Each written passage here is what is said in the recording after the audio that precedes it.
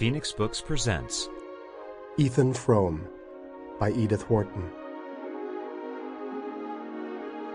I had the story bit by bit from various people, and as generally happens in such cases, each time it was a different story. If you know Starkfield, Massachusetts, you know the post office. If you know the post office, you must have seen Ethan Frome drive up to it, drop the reins on his hollow-backed bay, and drag himself across the brick pavement to the white colonnade. And you must have asked who he was.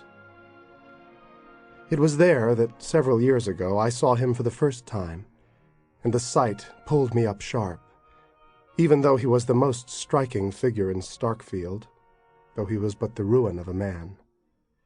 It was not so much his great height that marked him, for the natives were easily singled out by their lank longitude from the stockier foreign breed. It was the careless, powerful look he had, in spite of a lameness checking each step like the jerk of a chain. There was something bleak and unapproachable in his face, and he was so stiffened and grizzled that I took him for an old man, and was surprised to hear that he was not more than 52. I had this from Harmon Gow, who had driven the stage from Bettsbridge to Starkfield in pre-trolley days, and knew the chronicle of all the families on his line. "He's looked that way ever since he had his smash-up, and that's 24 years ago come next February," Harmon threw out between reminiscent pauses. The smash-up it was, I gathered from the same informant, which besides drawing the red gash across Ethan Frome's forehead, had so shortened and warped his right side that it cost him a visible effort to take the few steps from his buggy to the post-office window.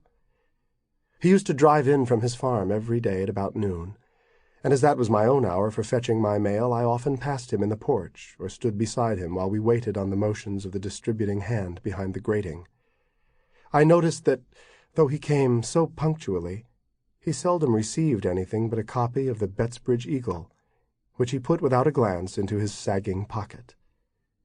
At intervals, however, the postmaster would hand him an envelope addressed to Mrs. Zenobia or Mrs. Zeena Frome, and usually bearing conspicuously in the upper left-hand corner the address of some manufacturer of patent medicine and the name of his specific.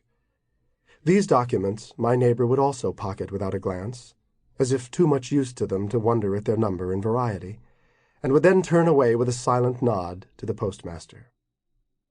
Everyone. Sample complete. Ready to continue?